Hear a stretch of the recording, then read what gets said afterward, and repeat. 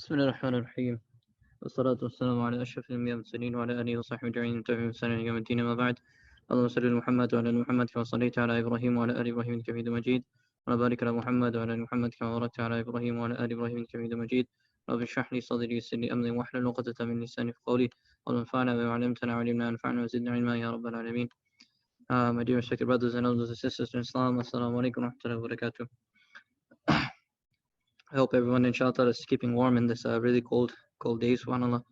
Allah to keep us all protected in His afiyah and barakah, inshallah, and this blessed month of Ramadan. So, alhamdulillah, we'll continue with our stories of the Quran. We have, mashallah, the naming of the Surah Al-Baqarah, which is the story that we'll be doing today, inshallah, discussing the Baqarah, the cow, which Allah discusses. And it's a very important one thing is that the names of the surahs, before we get into the topic, the names of the surahs, of course, are the Sahaba radiallahu anhum, they chose these names because of some relevant or important topic or theme, right? So they'll just say this is surah this is surah that, right? But they're not really specifically revealed from the Prophet sallallahu alaihi wasallam. Very few are actually told from the Prophet sallallahu alaihi wasallam. Okay, so keeping that in mind, Sahaba would just they would say all right, this is a really important idea or concept. So Surah An-Nisa, it's because it's all talking about women and things like that. And so this should be Ali Imran because the story of Ali Imran, whatever, right? So the family of Imran, right? And so Baqarah, in the same way that Sahaba radiallahu anhum chose this name because they felt like this was the defining characteristic. And I want you all to know Baqarah, Surah Baqarah is 2.5 juz, right? So there's a lot of different topics in there. But what happens is that out of all the themes, you think about it, Allah talks about Talut, Allah talks about Jalut, Allah talks about Dawood alayhi salam, Allah subhanahu wa ta'ala speaks about Ibrahim alayhi salam, Allah ta'ala speaks about Isa alayhi salam and Musa alayhi salam, and did different stories of Musa alayhi salam, right? But out of all the different topics of Baqarah, they decided to pick this story, okay? And I want everyone to remember that and highlight that in your mind, that this is a really important topic, this is a really important story, that the Sahaba radiallahu anhum felt that this should be the name of the surah. Okay, so you can quote unquote call this the theme of the surah. The story will be the theme of the surah. Okay, and it has a really important point at the end, inshallah, and we'll highlight that point, inshallah. Okay, so let's get started because I'm really excited about the story myself. Okay, so let's start off with the basic idea here. Islam and Iman mean to trust Allah subhanahu wa ta'ala's decisions and know that this deen will provide the solutions for our problems. When you and I accept Islam, what Iman actually is based off of, if you look at the root word of Iman, it's from Aman, right? It's from Amana, it's from trust, right? When you say, I believe in Allah, it means that I trust Allah, okay? When you trust Allah, it means that you know that whatever He tells you is going to give you the solution for what you need. It will be exactly what you need at every single time, and it will be something, inshallah, if you trust Allah subhanahu wa ta'ala, Allah will make sure that you get out of every single difficulty. Whoever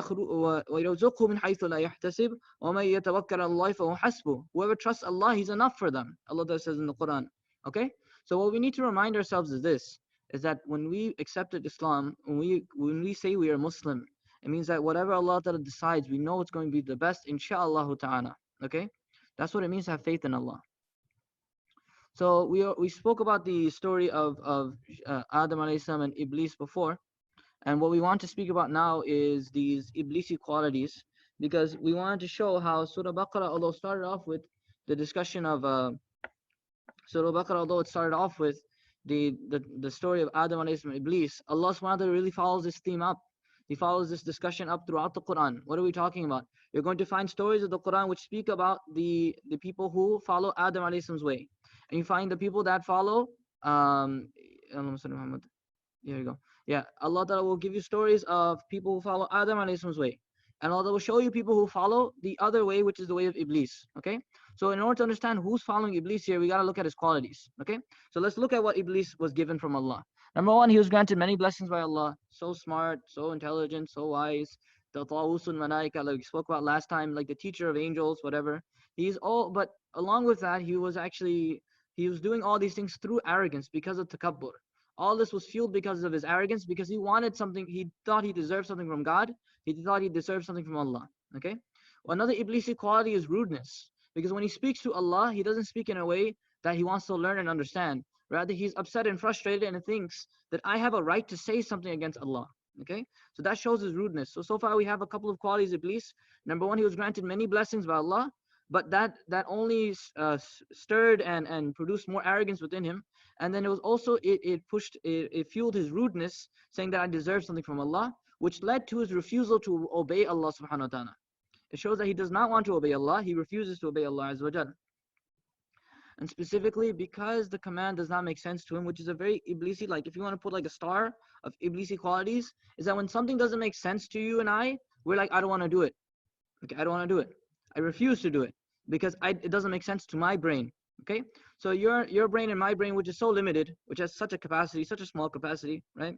But then we think we can understand Allah Ta'ala's deen. We act like we can understand Allah Ta'ala's wisdom. We act like we can understand Allah's plan. If Allah Ta'ala were to explain it to us, we probably wouldn't understand it. Imagine like a college student explaining something to a kindergartner. Like, is the kindergartner going to understand? Imagine a college student explaining, or a university guy explaining it to an ant. You think the ant's going to understand? I'll let you know, the ant has a better chance of understanding what the college student is saying than you and I understanding what Allah Ta'ala has planned for the entire world. Because that's how deep Allah Ta'ala's wisdom is. So we need to understand that sometimes we're not going to get it. But that's completely fine. But that does not reduce Allah Ta'ala's wisdom. Allah is still Hakim. He's still Ahkamul Hakimin. That doesn't change who Allah Ta'ala is. You and I have more right to listen to him now. Because if I don't get it, I should trust you because you're the authority here. Okay? But Iblis does not like to trust Allah Ta'ala. He does not like to follow what Allah Ta'ala commands. Okay? So obedience to Allah is literally the trusting of Allah. When you trust Allah Ta'ala, it means that you obey Him. You'll trust Him, you'll do what He says, because you know that will lead to the best outcome. That's why people who actually are Muslims, proper Muslims, they're always going to choose the best, inshallah, because Allah Ta'ala chose the best for them. Okay? So when we pray 5 times a day, when we give zakat, when we go for hajj, we do everything, mashallah, we're doing everything the right way. And inshallah Ta'ala, we'll find that we will get the best outcome from all these actions, inshallah. Okay? So now this lack of trust in his commands, which is what leads to, which is what led him to develop those terrible qualities, and then you know what happened to Iblis at the end, like we spoke about last time.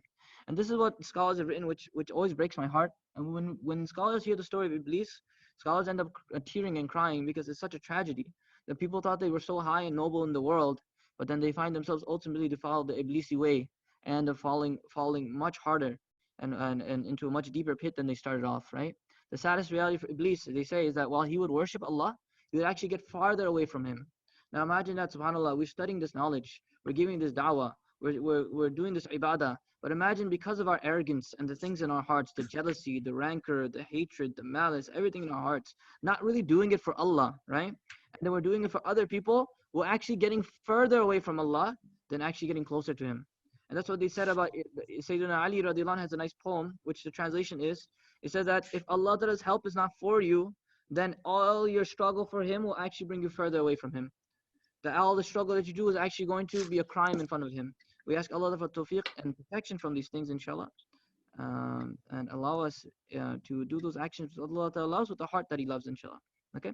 So now, and they said that if he would have listened to him, that would have raised him in ranks. Even if he lowered his head to another creation, subhanAllah, it would make sure to, it would ranks in front of Allah Azza wa Jal. Okay?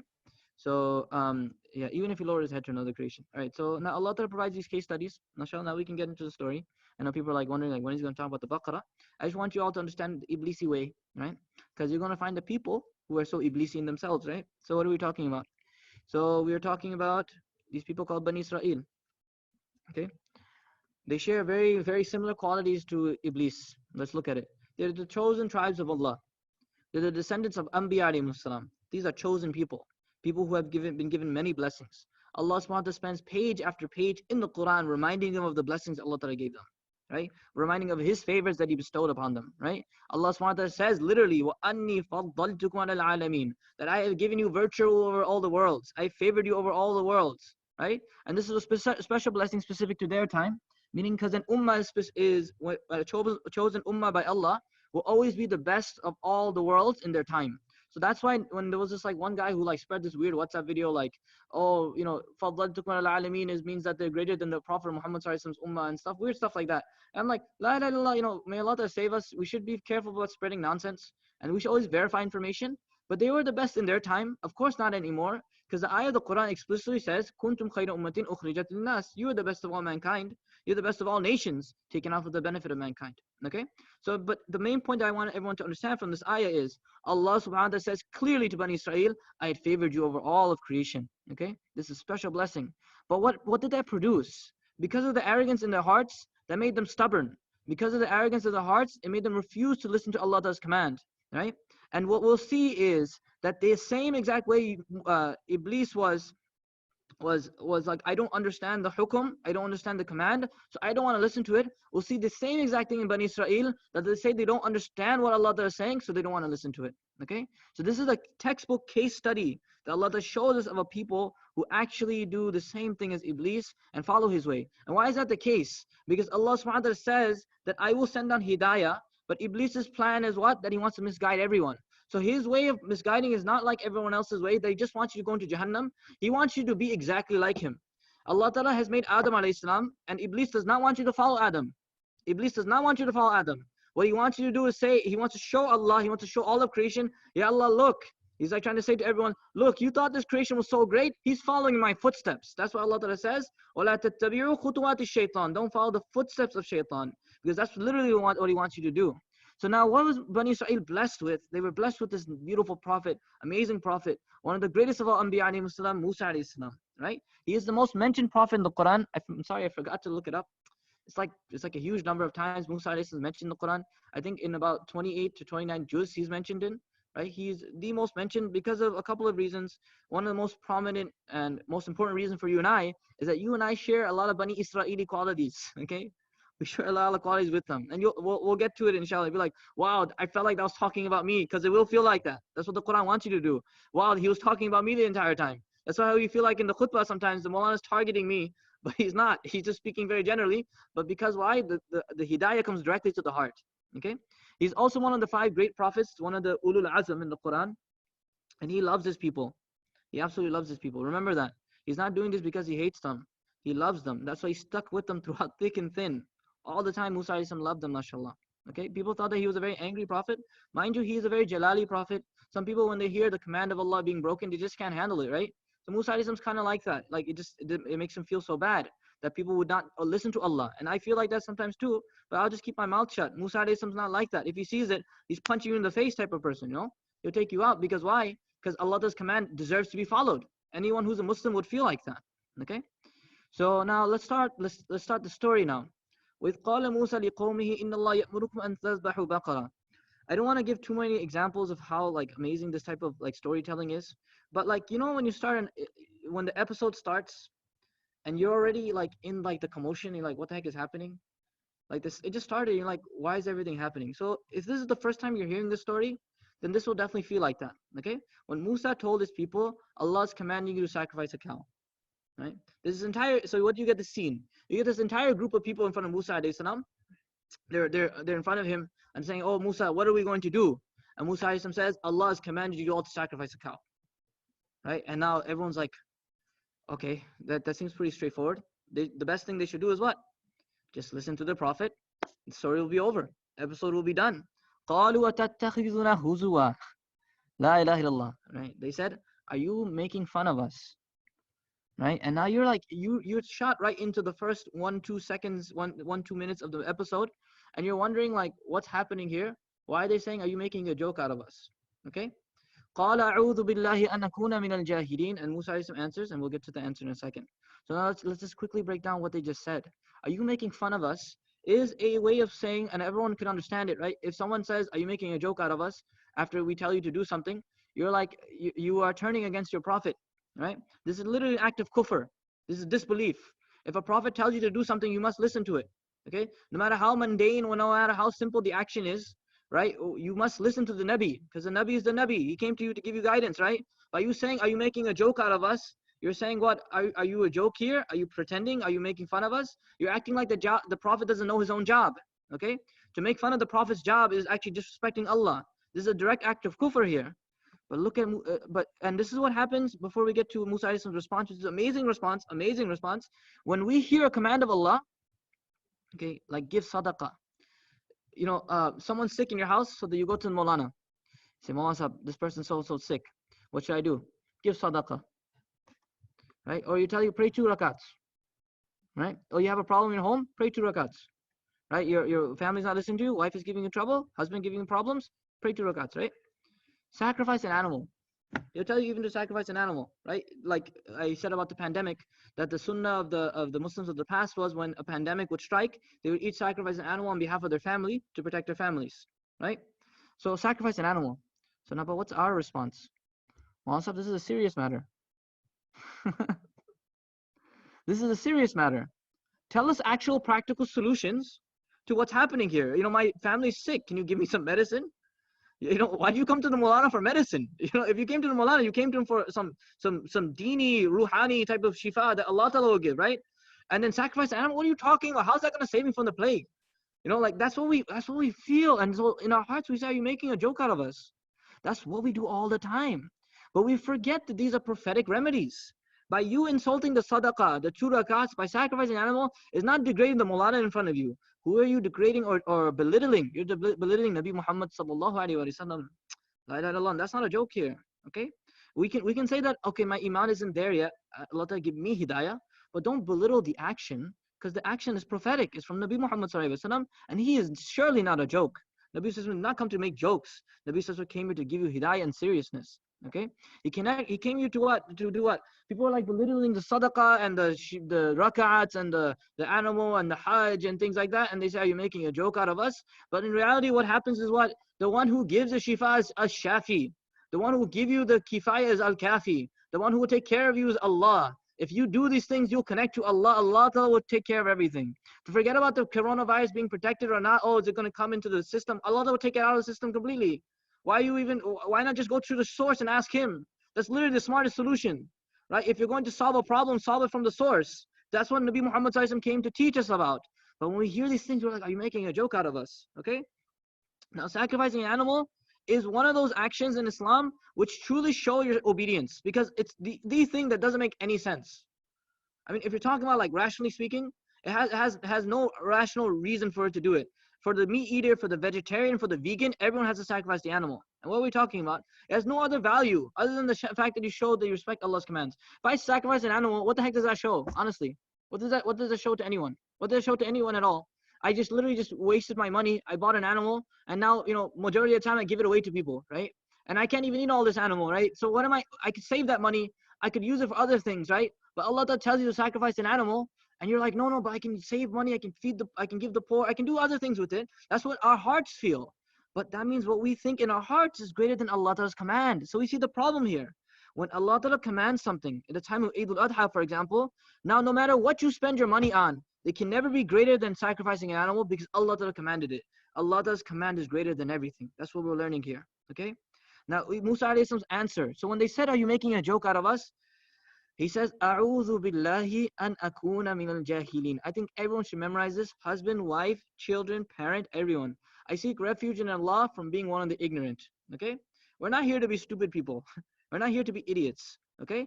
Never being serious is a sign of ignorance. And always joking and telling or trolling someone is a sign of foolishness in Islam. If a person's always joking, it means they can never take anything seriously. It means that the life has no benefit, no value.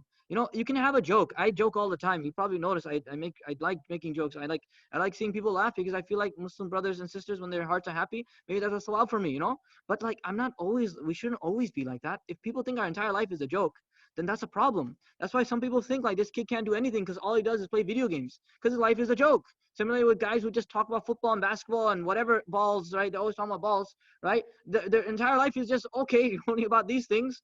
I guess you're not really here for something relevant or important. So we're not going to get anything important on our plate until we treat ourselves as, we take care of ourselves more seriously, inshallah. And the word jahil in Arabic has a second meaning, which is really important, which is what Musa alayhi salam was really highlighting here too. Jahil in Arabic is someone who loses their temper. When someone gets angry, they're also jahil. Because you can't tell the difference between a real jahil and a person who's angry, because they're both the same. And in terms of actions and stuff, exactly the same. Jahil is jahil, okay? Musa alayhi salam is telling himself while he's saying this, Allah, they're making me so angry right now. I need to calm down. So he reminds himself, and that's what prophets do. At the immediate point when things get difficult, they go to Allah. So he remembers Allah, so he becomes calm again. So now he calms himself down. That's what you and I need to do. Sometimes the kid breaks the glass. A'udhu billahi an akuna min al-jahilin. Wife is making me angry. A'udhu billahi an akuna min al-jahilin. Husband is being like a really obnoxious jerk. A'udhu billahi an akuna min al-jahilin. Just a'udhu billahi min an akuna min al-jahilin. Ya Allah, I don't want to be from the ignorant people. Let me not be an idiot. Let me calm down. Okay? So now they go and say, they're like, all right. قالوا ادع لنا ربك. Hey, Musa, call your Lord. Make dua to your Lord. Ud'u means to make dua. Make dua to your Lord. Yubayyin lana ma hi, that he makes clear to us what kind of cow it is. Okay? Make it clear what kind of cow it is. And so Musa alayhi salam, he's calmed himself down to such a degree that he's actually going along with it. So he goes and says, قَالَ إِنَّهُ يَقُولُ. He goes and makes dua to Allah. Allah gives him an answer, and then he comes back and he gives him the answer.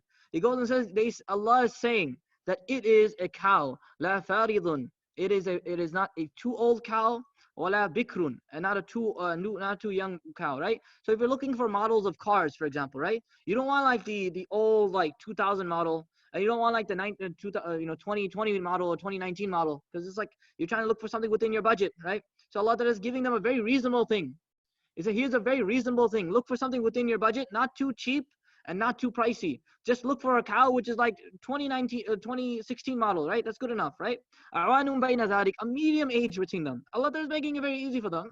This is like the first part where Allah is like, okay, they're asking for it, no problem. I'll give them something very simple to do. Not too old of a cow, not too young, just right. Goldilocks and Abdullah and the three shayateen or whatever, right? فَفَعَلُوا مَا تُؤْمَرُونَ. Do what you. So Musa interjects here. When they ask this question, and he says, not too old, not too young cow, do what you were commanded. Please just do what you're commanded. He's like, faf'alu, just do it. Just take care of it. Finish it. But they're playing games. This is Allah subhanahu wa ta'ala speaking to them. So they're so rude. Number one is, if you notice in the beginning, they said, call your Lord Musa, not our Lord. They could have easily told him, Musa, he's our Lord too. Can you call Allah and ask Allah what he wants us to do? Because that would be humble, right? If you go to a sheikh or, if they went to the Nabi and said, can Allah tell us, we want to know, right? This is like inquisitive.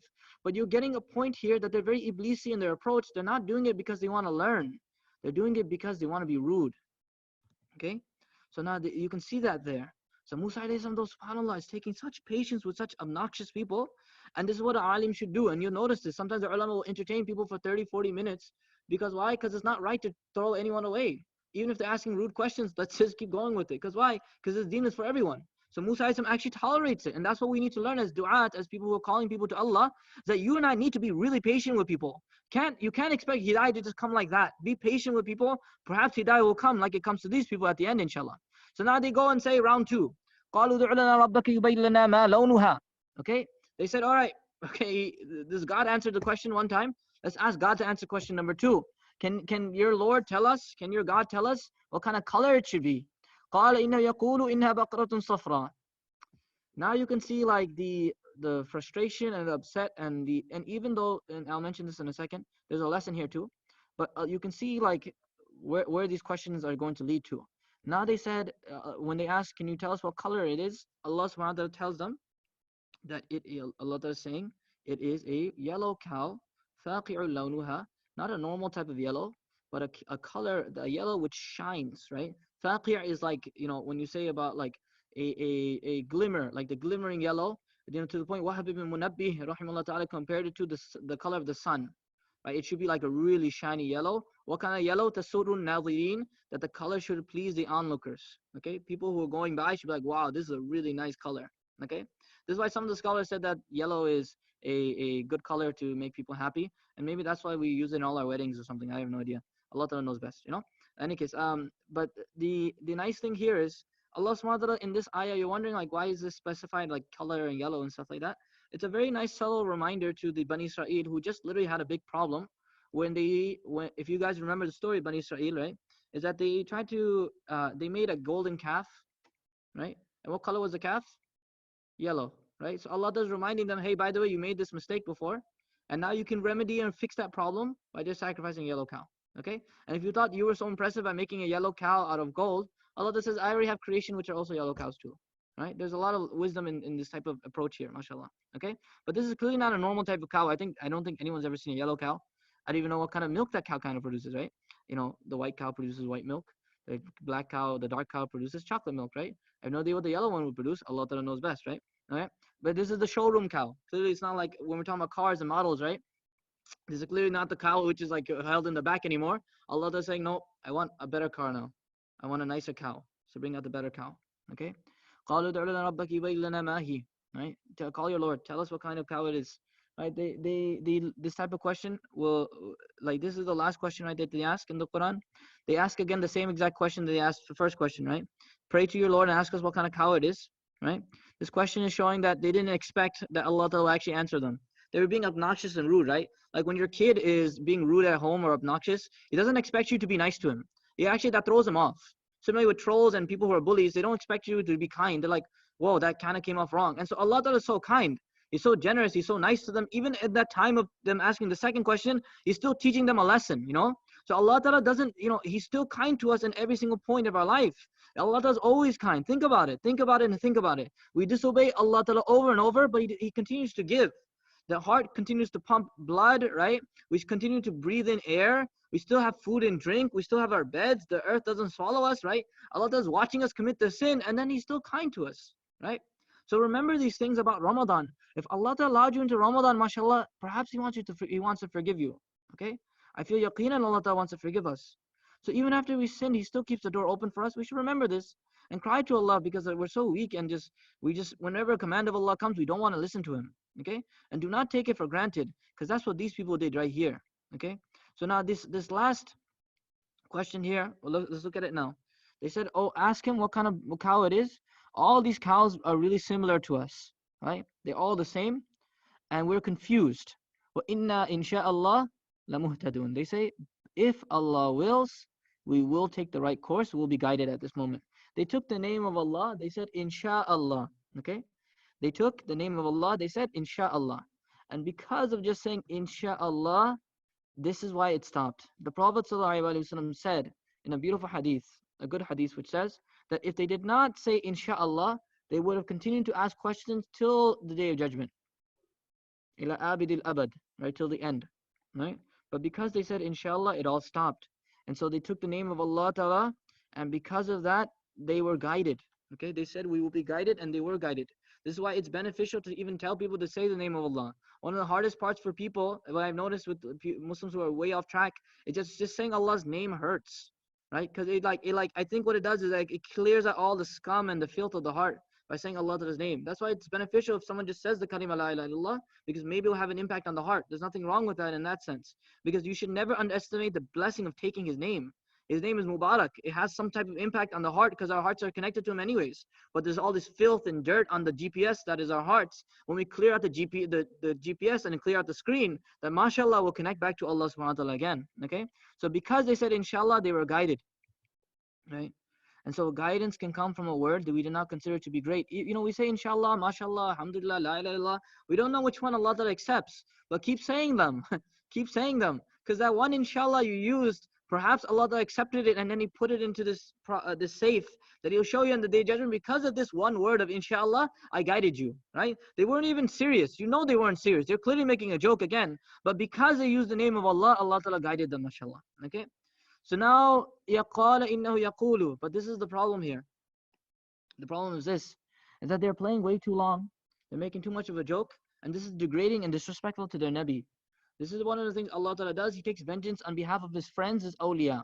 We should be very careful of disrespecting anyone who we consider to be pious, because perhaps Allah Ta'ala will take revenge on behalf of them. Okay? They might not say a single word to us. Like Imam Muhammad rahimahullah ta'ala, very quickly I'll tell the story. Imam Muhammad rahimahullah ta'ala said that, one time he got on the mimbar. He was a student of Imam Hanifa. One time he got on the mimbar, so Imam Muhammad rahimahullah ta'ala, he's told everyone, oh people, you should marry widows, because marrying widows has stopped, and so these widows have no one to take care of them, right? So one man out of arrogance stood up and said, oh Imam Muhammad, I want to marry your mother. Oh Imam Muhammad, I want to marry your mother. Imam Muhammad's like I just told him about marrying widows, so now he's making a joke and saying he wants to marry my mother. So then Imam Muhammad, mashallah, because he took the very nice Musawi approach, he said, I'll go talk to my mom. He said, I'll go talk to my mother. Imagine that. So then he goes home and he's pacing in front of his mom. Our teacher told us this. He said he's pacing in front of his mother, and his mother's like, son, what's wrong?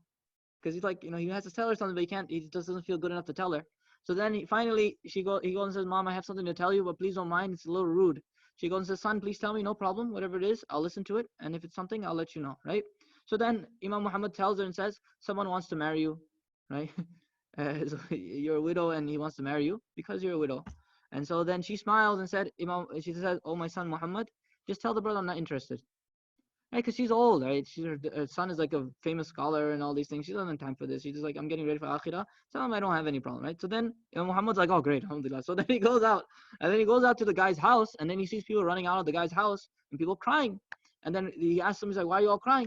He said that this brother who's in the house, he just died, right? And then Imam Muhammad's qawl is very famous here. He said, qatalahu sabri.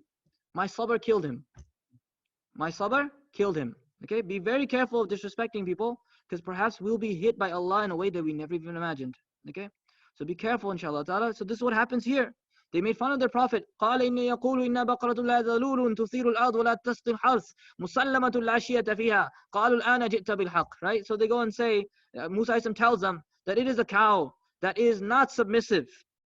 Now, Mufti Taqi Ismail translated not tractable for tilling soil. It's not good enough to till the soil, and it cannot water the fields, meaning it has no benefit. Okay, musallama, it is completely it's completely sound. La shiyata fiha, without any blemishes, meaning it is an animal that never worked on the field, but at the same time it so means it's an undomesticated, a wild animal, but at the same time it has no damage on its body. So that means that yellow that we're talking about is no longer the used car. Allah subhanahu wa ta'ala says, I don't want a used cow. I want a fresh new cow that's yellow, that doesn't even want to work. Okay, you can understand how difficult this issue has become. It's way too late to change it. So now they said, because of that, al-ana jitta bil haqq, because they said, inshallah, now you came with the truth. فَذَبَحُوهَا, they go and sacrifice وَمَا كَادُوا يَفْعَلُونَ, but they were not close to do so. Why is that?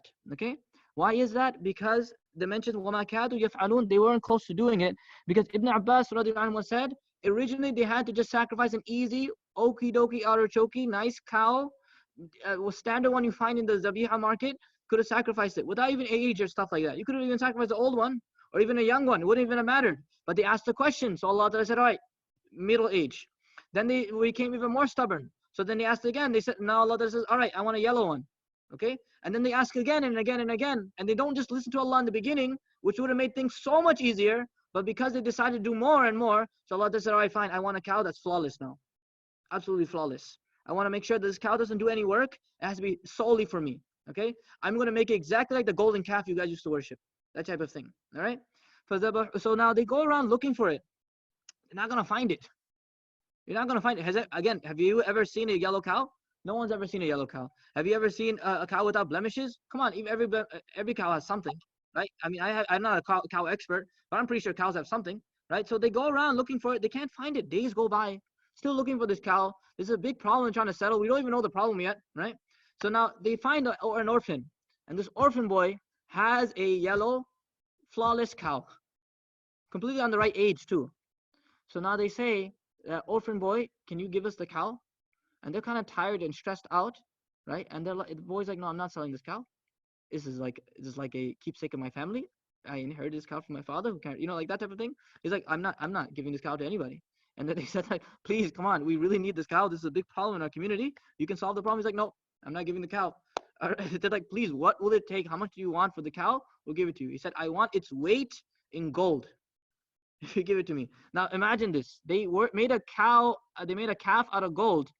And they have to pay now the weight of a calf in gold. Allah subhanahu wa ta'ala is giving them the punishment for what they did. Okay? And now they benefited an orphan boy too. So they said, you know what, we don't have any time for this. They paid him all the money and they took the cow and they sacrificed it. Okay? Now let's look at this. Before we go to the final scene, inshallah. Allah subhanahu wa ta'ala embarrassed them. This happens to us too. People argue all the time about moon sighting and zabiha and like in nikah masail and talaq masail and all these masail, right? And we tell them the easy way every single time. Just listen to Allah, pay a bit more, get your zabiha meat, do what you need to do, follow the ulama, do the scholarly way. All these things, we give them the easy way. And then what happens is what? We don't listen to Allah. We don't want to take the easy way out. So then everything becomes more and more difficult. I feel like the reason why the halal market's like this is because we don't want to take the easy way, which is what? Just make sure everything's verified, check it. Certify everything, right? Now you don't know, you and I literally don't know when these big halal companies get caught and now they've been selling you like different types of meat. Not the meat you wanted, right? Like, like instead of goat, you get fox, like that type of weird stuff. And you're like, and this is a true story, Like people are selling you non-halal meat because there's no one checking. Because why? Because at the time when it was easy, we did not take the easy way out. And so Allah Ta'ala made it difficult because we made it difficult on ourselves.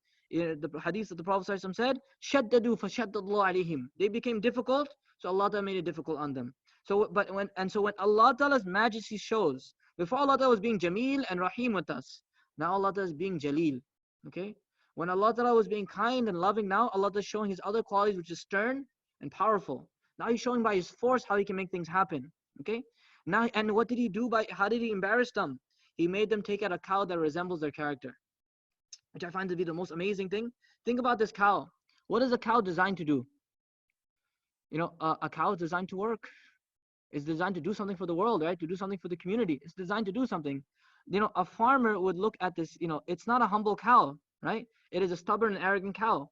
Because why? It refuses to do work. It's undomesticated. It cannot till the soil or water the plants. Farmers have no need for this cow to do work.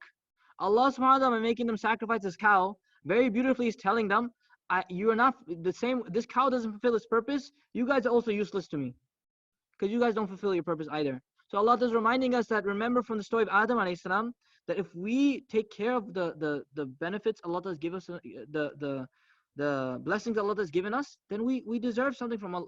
We're entitled to something from Allah. But if we don't take care of what Allah has given us, then we're worth nothing. Really, we're meaningless in that regard. So now, وَإِذْ قَتَلْتُمْ نَفْسًا فَادَّارَأْتُمْ فِيهَا. Now in the episode, right, you went through like 20-30 minutes of the episode, and then like the last 5 minutes, you're seeing the flashback a few days back, right? And then you're seeing what? Everyone's having this big commotion. What is the commotion? Someone died, someone died, someone died. They're like, he was literally dropped in the gate of the community or the gate of the city. And they're like, we don't know who killed him. And now everyone's blaming each other. I think you killed him. No, I think you killed him. No, I saw you last night. You did it. It's like, no, I saw you the other day. And so everyone's blaming each other for this death that happened. And now they go to Musa alayhi salam and say, Musa, how do we get rid of this problem? So Musa alayhi salam says, I'll go talk to Allah. Then literally you see that part and this part come together. Musa alayhi salam says, Allah has commanded you to sacrifice a cow. It's a beautiful storytelling method. Beautiful storytelling method. Wallahu mukhriju ma kuntum taktumun. Allah will take out that which you're concealing. Now you're going to see the entire scene shift to now they sacrifice the cow. They have now a bone in its they have the bone in its hand. They go up to the dead body. فَقُلْنَا ضْرِبُوهُ بِبَعْضِهَا. They hit the dead body with the Musa alayhi salam told to strike the body with the bone of the calf. So they strike the body of the body that died, and he gets up and he points at the people. He says, these two are my cousins. They wanted my inheritance, so they killed me. So he points at them in the community and says, these are the two that killed me. كَذَلِكَ يُحْيِي اللَّهُ الْمَوْتَى. And subhanAllah, you know, after all of this, you know, we're thinking Allah is being shadid and hard on them. But in reality, an orphan benefited, mashallah, right? They learned a proper lesson, and Allah will show them a miracle at the end. Allah revives the dead. And he showed you His signs so you can have some brains. Okay? So Allah still at the end forgave them. I want everyone to remember that. Even after all this headache, Allah still forgives. This is the type of Lord you and I have in this month of Ramadan. That mashallah, Allah is that Lord that when we keep sinning and sinning, He'll take us back every single time. But you and I have to stop being stubborn. Learn our purpose. Understand that we can't be like that cow that doesn't know what it's supposed to do in life. You and I should be like human beings that know that what Allah created us for. Okay? And this is all to do what? This is all to solve their problems. Okay? If we're looking at what happened, it wasn't because there was like Eid al-Adha, right? That it's just a command of Allah, you must worship Allah on this day. It was literally because they had a problem in the community and they needed to solve it. This is to solve their problems. We pray to help ourselves. When we pray, we do not benefit Allah. Remember this, my dear respected brothers and elders in Islam, my Muslim brothers and sisters. We do not pray because why? Because Allah receives something from the prayer. Allah does not receive anything from our tarawih, from our tahajjud, from our fajr, our isha, our iftar, our siyam, our qiyam, anything. We pray to help ourselves. When you read Surah Mulk at night time, it's because you want to make sure you're safe in the grave. When we pray our 5 times prayers, because you want to enter Jannah. Because you pray those 2 rakats because you need shifa. Because we need something from Allah. That's why we worship Allah. And now, alhamdulillah, you're connected to the greatest source of all the solutions, mashallah, if we just turn to Him one time. Okay? Now the story's lesson, the final lesson, and why Surah Baqarah is called Surah Baqarah, is because Surah Baqarah has all these rulings of Allah, all these commands of Allah. Now people can say, I don't want to listen to Allah. Why is Allah telling me about riba? Why is Allah telling me about nikah and talaq? Why is Allah telling me about this ruling of Hajj and Siyam and Ramadan, all these things? Listen, the point is the command of Allah. Nothing is greater than the command of Allah. Nothing can be weighed compared to the command of Allah. You and I need to follow Allah Ta'ala because we know it's in our best interest at all times. Okay? And even if we don't understand it, trusting Allah, telling Allah that you trust Him through your word and action. Allah, I said I'm a Muslim by my tongue. Now I need to show Allah Ta'ala through my actions as well. We ask Allah Ta'ala for tawfiq and hidayah. And inshallah, we hope that from these things, Allah Ta'ala will take out miracles from you and I, inshallah. The same way He did it for Bani Israel, He'll take out miracles from us, and He'll show people miracles as well. Watch, inshallah, from your tahajjud and Ramadan, how Allah Ta'ala will reduce this pandemic. Watch, inshallah ta'ala, Allah Ta'ala will make it a beautiful Eid for us, inshallah. Allah Ta'ala will make everything better. But you and I need to be committed to our worship. May Allah give us all tawfiq. Tomorrow, inshallah, we'll be talking about Sayyidina Yusuf alayhi salam. I had that series of Yusuf alayhi salam. Tomorrow, inshallah, we'll continue that. I hope everyone benefited from these lessons and miracles, or these lessons and stories from the Quran. May Allah allow us to benefit tremendously. Allow us to worship Allah in a way that we know that He's our master and that we know that we are slaves to Him, inshallah. May Allah give us all tawfiq wa hidayah. Wa sallallahu alayhi wa sallam Muhammad wa ala alihi wa sahbihi ajma'in. Jazakumullah khaira. Wassalamu alaikum wa rahmatullahi wa barakatuh.